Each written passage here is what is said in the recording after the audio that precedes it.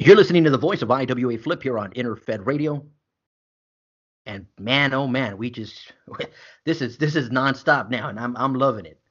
Today's show, we have the living nightmare commissioner, Scott Anderson. Scott, you there? I'm here. How's it going? Oh man, you know what? I'm recovering from a long night of trick or treating, but I'll survive. Nice. Well, I mean, if you're gonna have anything prior to the Living Nightmare League show, it should be trick or treating.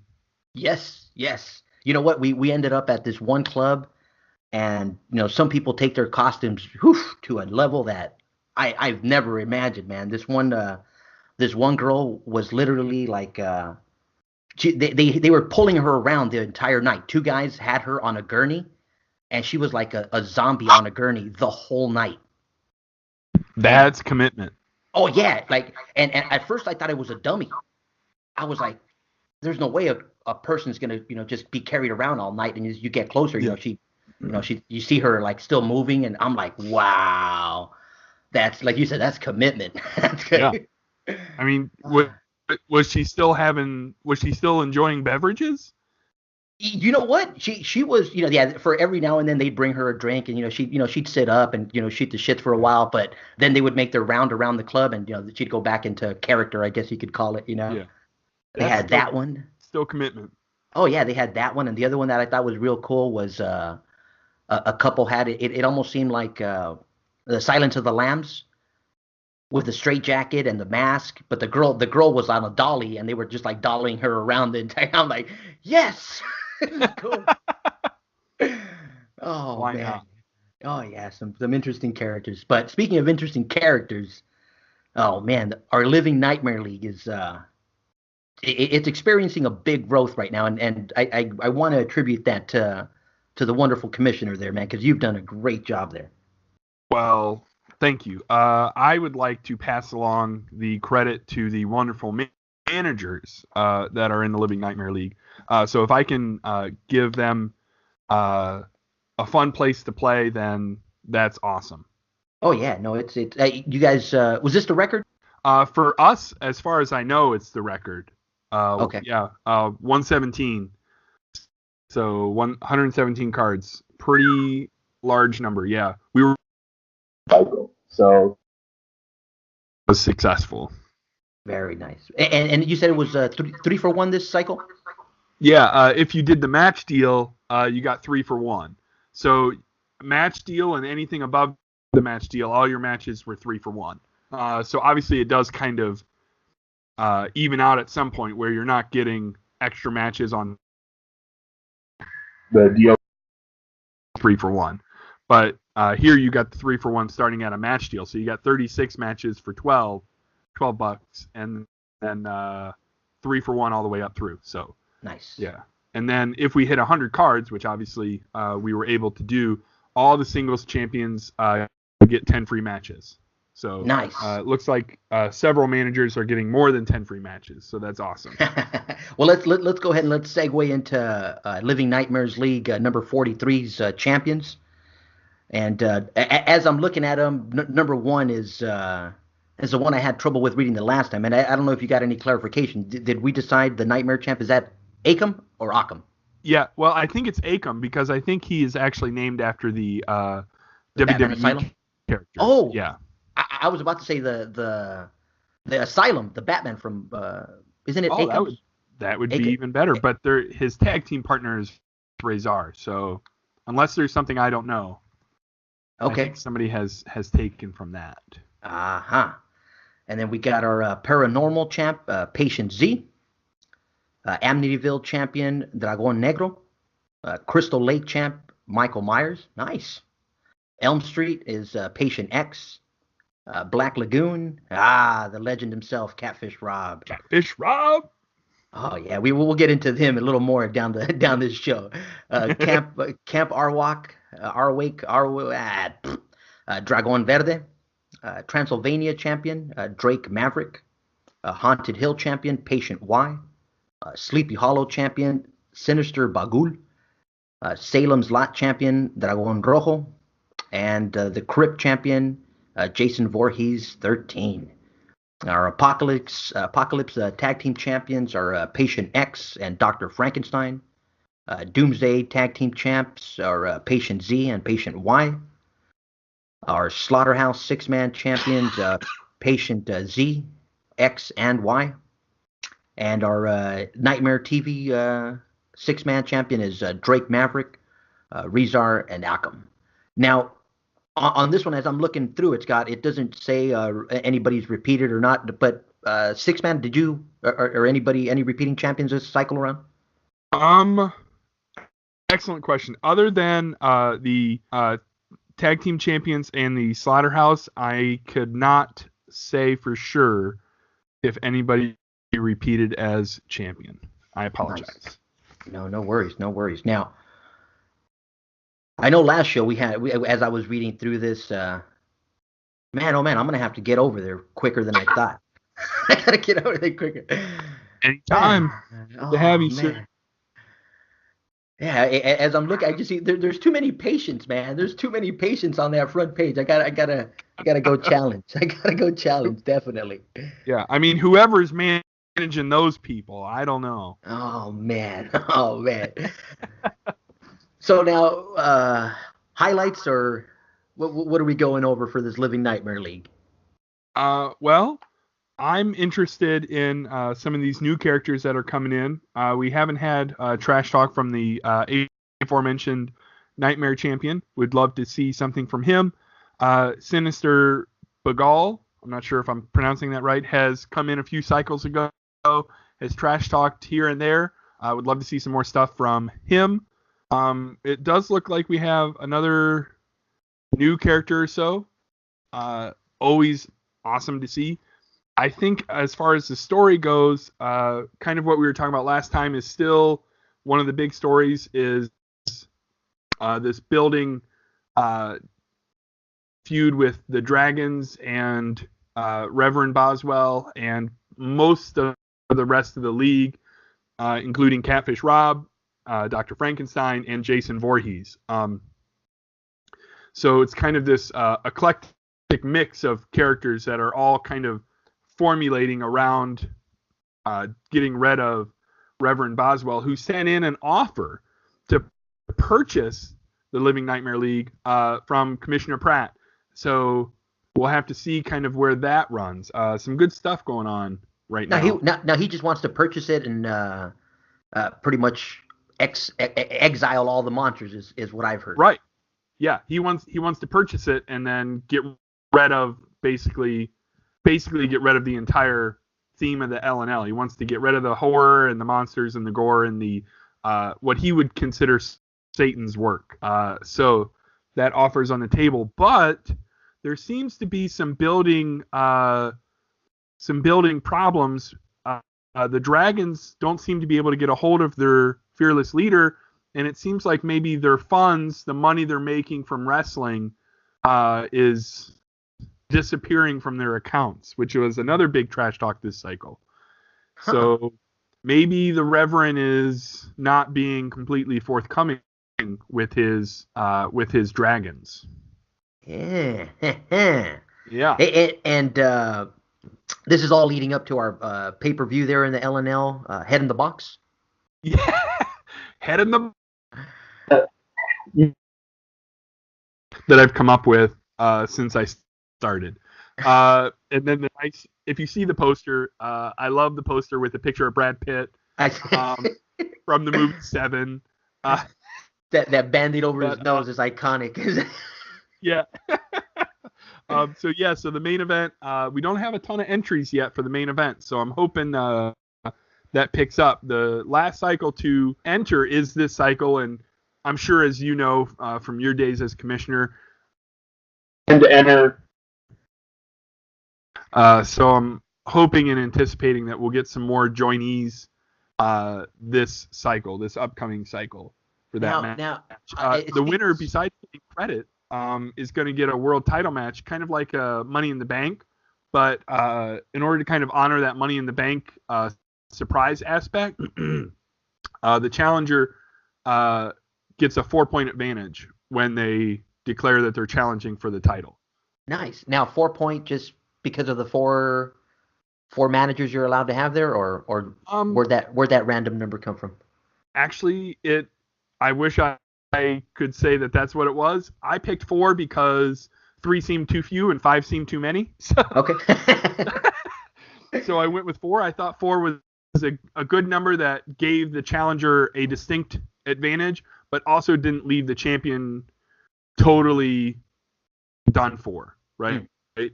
I think you get above four and it's near impossible, right? Not impossible, but it's hard. You would have to have the challenger have a really bad cycle, and you'd have to have a really good cycle to win by more than five. So I went with four. Now, I thought that would be a now, good number. challenger has to win by four. No, no, no. The challenger gets a 4 point advantage.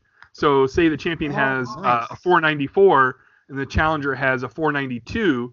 492 plus 4 more points, the challenger would win that match.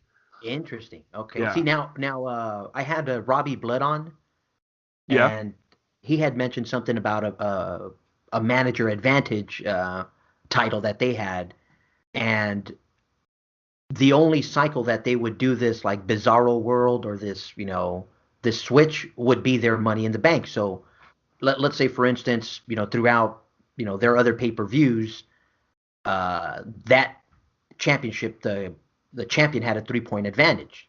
So you Yeah. had to beat the champion by at least three. Right. But if it was a Money in the Bank match, the odds would change. Right. Then the advantage would go to the challenger, where the champion has to beat the challenger by three. And I thought that was a good way to kind of, Yeah. to take a title and give it a little more, stipulation.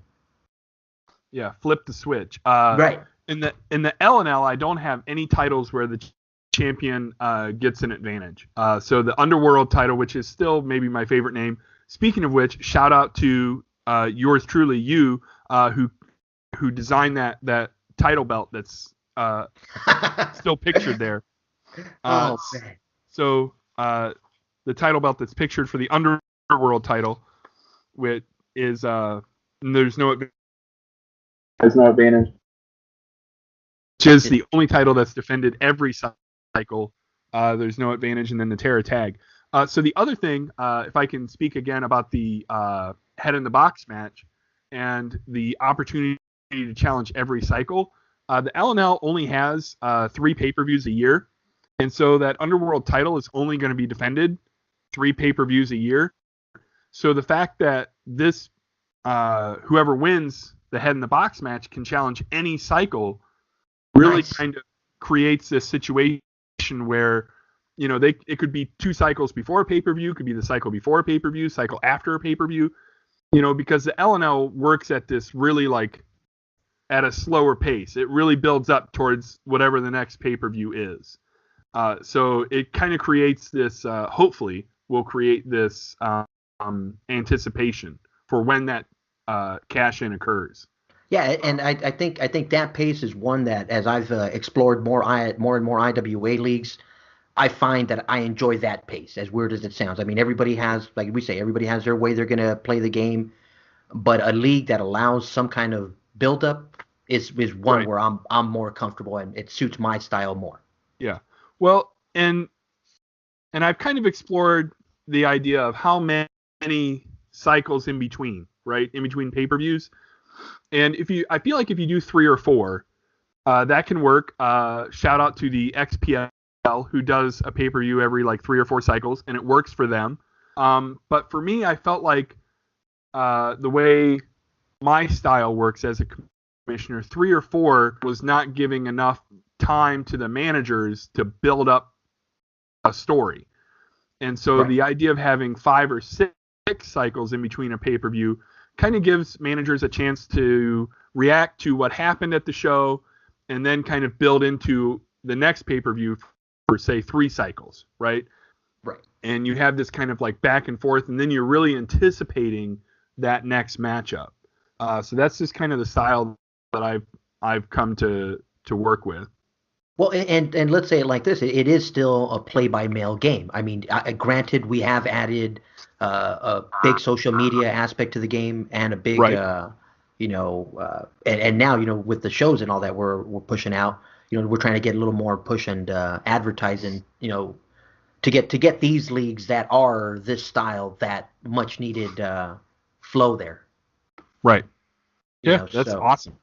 Yeah, I am a second time caller, but a long time listener. I'm catching. So oh yeah, this is now. Let's remind people just in case they haven't heard the previous shows. The LNL is an 18 and over league. correct. So you can get away with some stuff you can't get away with in most places. Oh yeah, and that's critical in my. I mean, I've gone on air already saying this. You know, yeah, I am a little nutty sometimes with my trash talk, and I think having a 18 and over league where it's gonna open a whole new side of it. I mean, I'm not gonna say I'm gonna get in there and start cutting people's pulling tongues out or whatnot, but Right. I could if I wanted to. There, I could have. I mean, it is the Living Nightmare League. I will Trash Talk the Cycle is this attack that Catfish Rob sent in with Catfish Rob and Foxwoman Santana and Dr. Frankenstein, who is one of my characters, where the dragons order pizza and are getting beer and get attacked. And then at the end, Catfish Rob and Foxwoman and Frankenstein are eating their pizza and drinking their beer. Nice. It's like they beat them up, they leave them bloody, and then they're like, and we're gonna eat your pizza and drink your beer. Oh, that's great, man. That's great. Now, I mean, I'll say it already. I'll let the cat out of the bag. I mean, I'm getting ready to make my move there, and like you said, since the pay-per-view is coming up, I won't step on anybody's toes or anything like that just yet. But I am gonna make a slow transition in, like because like I It is said, interesting that you would say you're gonna let the cat out of the bag, and I'll just leave it at that. Yeah, we'll leave it like right there, and hopefully it hopefully it comes in well because it's meant to kind of be like a tribute to a now a growing friendship that I've made with Mr. Catfish Rob there. So it is a tribute to him, and I definitely want to. I hope it comes out the way I intended it to. Yeah. Oh, I'm sure it'll be great. I'm looking forward to it.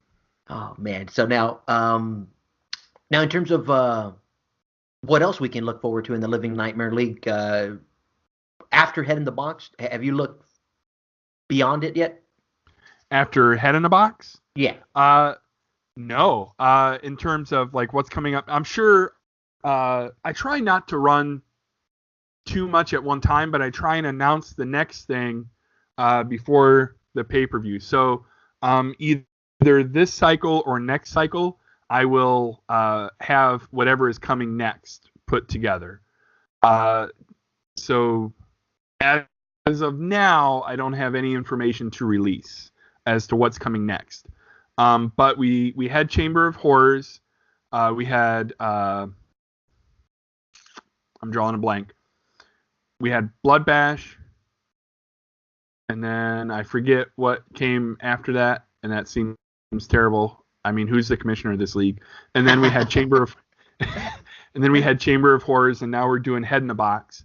So I might go back and revisit like an annual spring pay-per-view. Okay. And then have Chamber of Horrors had an Elimination Chamber match, which featured a dragon. So Jason Voorhees had popped open kind of the roof. If you can kind of try and visualize, for those of you wonderful listeners out there, if you can visualize, Jason had popped open kind of the roof, and so there was that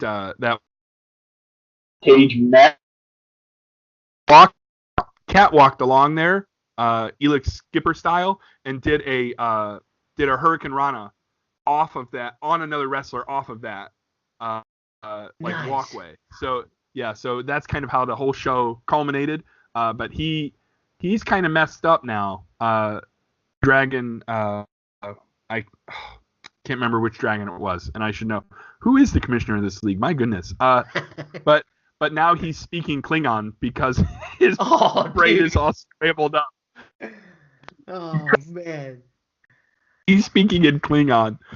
So Star Trek fans out there, check it out. It's pretty good stuff. I have to get my alien what do you call it? Because I right now just thinking about Klingon. I'm trying to think of what a Klingon word is, and the only thing that popped into my head was freaking uh what's the name? Nanu Nanu from fucking Morton. Oh, Mort? I'm like, what? That's not Klingon. That's Not fucking Morton. it. There's nowhere near it. Oh man. Like, I think Kapla is the only thing I know in Klingon. Okay, And, at least I know one word in Klingon now because I'm yeah, like, oh man, dude, this is bad. The only thing that right when you said Klingon, the only thing I went Nanu Nanu. I'm like, no, that's not Klingon, man. It's not. definitely not. Yeah. Oh man. Although I will say, as a sidebar, uh, Worf is supposed to be this really awesome warrior fighter, and I don't think anybody got beat up more on the Next Generation than Worf did. I don't think he won a single fight in 7 seasons. So for a big time strong warrior, he got beat up a lot. He was one of those. When you say that, it brings to mind like the Japanese Dragon Ball series. Like you got these great warriors that come from across the galaxies. Next thing you know, they get Right. somewhere and they just get trashed. It's like, really, Yeah. you traveled the whole galaxy and just to get beat up? Like, wow. Yeah. Or Iron Mike Shark. Iron Mike Shark. Bless You got his me heart. with that one. He was a undercard wrestler in the, say, 80s and early 90s. And just Yeah, and then just lose every single match. I think his record is probably like 7-800. I mean, not very good. But what, he always came out. He always came out very enthusiastic. you know your wrestling history. What wasn't that the little story arc behind 1, 2, 3 Kid where he was just like losing, Uh, losing, losing, and then well, he lost. He came on the show and he was the kid, right? And he lost, I don't know, 2 or 3 matches, and then he beat, obviously in that big moment, he beat Razor Ramon on his second or third televised match, or not his second or third, his third or fourth televised match. He beat Razor Ramon. Yeah. uh-huh. Uh-huh. But So I so think of I like for Barry Horowitz.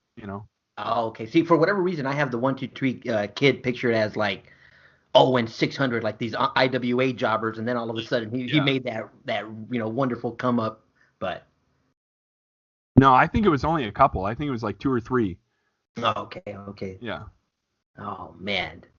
Alrighty. And anything else, Scott? While we're on this Living Nightmare League, I know we're touching the or what do they call it? Just touching the surface right now because we want to see if we can Yeah. pull some more managers. But I mean, obviously Um. the biggest pull that I see is the goriness. I mean, because Right.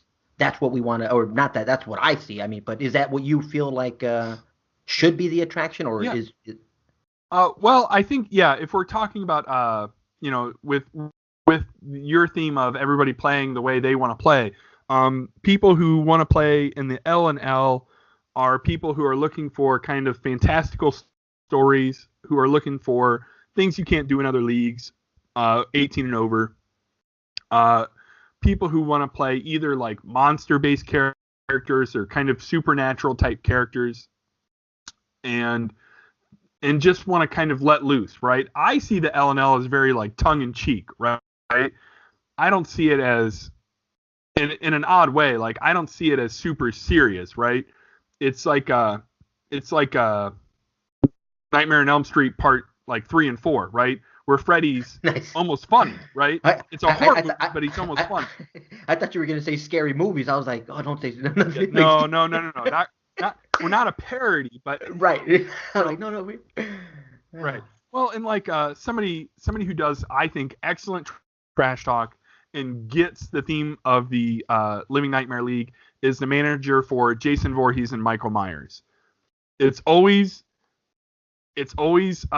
good. It's always like horror based. But last cycle, the Dragons were dragging Michael Myers out to the ring. They beat him up. They bloody him up. And then all of a sudden they take Michael Myers' mask off to reveal who it is.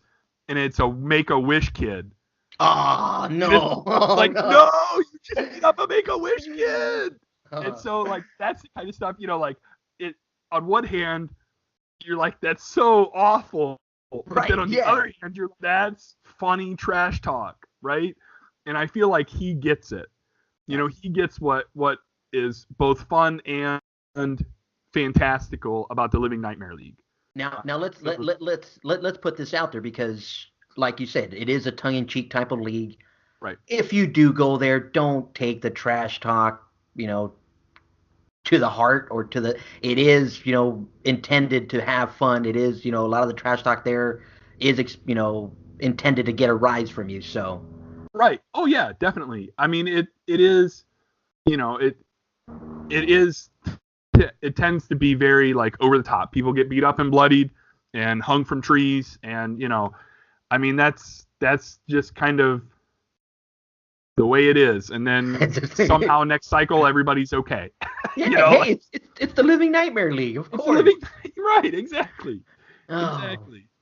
You can't kill Michael Myers, you know what I mean? So yeah, have you seen the new one? I have not seen the new one. Also, I won't say anything. I I'll leave definitely it. plan I'll leave it at that. I'll leave it at that. I'll leave it at Yeah. that. Okay. I guess. Well, I mean, just in case people watching, whatever, they pretty much eliminated Halloween 3 and 4. Is the way Well, they're taking my their story arc. my understanding is they took out everything that they even took out Halloween 2. Is that your understanding of I, after I seeing the movie? After seeing the movie, I thought they piggybacked from 2. They Okay. started from 2 Oh, because okay, maybe they did. Halloween 3 is where it went like south. Halloween 3 is where they went like Right. the witches, whatever, or Yeah, and then they so brought it back in right. 4. Oh yeah, they did. Oh yeah, then they did all the rest of the stuff. Right. No, no, no. But yeah, I think this one starts at. Well, my understanding is it starts after 2. After 2. Okay. So Yeah, just I definitely think it looks like something I would enjoy. now, as I have you on the air and we're talking Living Nightmares, favorite Living Nightmare character? Favorite, not Oh, in League, but just in general. like not in the IWA, but Right. just like my favorite. Oh, on the spot, put on the spot. Probably Hannibal Lecter. Nice. I think Nice. he is interesting and terrifying, and he has a certain kind of moral code, if that makes sense. Yes. That Yes. it makes sense to him, even though eating people doesn't seem very moral to me. Yeah, I would But think. I would hope not. I would but hope. but he somehow rationalizes it, and he has this reasonability about him, even though he is obviously not working with a full deck. So I'd have to go Hannibal Lecter. Nice. I'm gonna throw mine out there. I mean, I've always been a big Dracula fan, even before I actually learned, about Vlad, because of course, growing up, you don't hear that side of the story till Oh, much right, later. So right. for some reason, I was always just a fan of, the whole like, I want to suck your blood, blah. Yeah, As dumb as it was growing up, I just something about that character and the whole, you know, the whole crucifix and the garlic and all the other stuff I was like, really?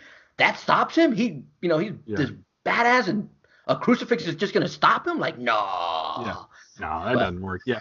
If I can though, since we're on this subject, if I may, I think one of my, if not my favorite, one of my favorite horror movies that I think is very underrated is Bride of Frankenstein. yeah, And what yeah, people tend to forget is the bride is only in the last like 3 or 4 minutes of the movie. But the source material for most of that movie follows more closely to a lot of the elements in the book. interesting. So the first Frankenstein movie, right, with the creature, to me doesn't follow kind of the intention of the book as much as the second movie does. So the second movie tries to kind of play into a lot of the themes that are in Mary Shelley's book. I'll have to go peek. As a matter of fact, yeah. Obviously, there's no Bride of Frankenstein in the book, but there's a lot of elements that I appreciate that are in the second movie. And if I may be a somewhat broken-hearted type of person, spoiler alert, the bride rejects Frankenstein's monster, and so it's like even this creature that was That created for for him, him. right, rejects him. So Oh no. so everyone rejects him, right? Even the creature that is meant for him rejects him. And I'm like, man, that's cold. That it just brought a tear to my eye. I'm like, oh, Yeah, poor yeah, Frankenstein. yeah. I mean, like, the Oh, creature has no one, you know. So yeah, he's a very sad, sympathetic character. So oh. that's where I'll leave the show. Such a down note. No, but well, I'll pick it up a little bit, like just to end on a nice positive note. Get yourselves to the Living Nightmare League. Hey, Get yeah, gory, get out there, have some fun. It's a booming league. Like I said, it can be better, and I think you guys listening can make it way better. I think we haven't scratched. I mean, you guys are doing some great stuff there, but I think there's a lot of surface to still scratch. definitely. I would agree. I think uh, uh, the managers that are there are doing great work, but we could expand it out for sure. Sounds good. Sounds good. You've been listening to the voice of Scott Anderson, the Living Nightmare Commissioner, and myself, IWA Flip. Scott, always a pleasure, sir. Well, I'll catch you on the next one. Thank you. The pleasure is all mine.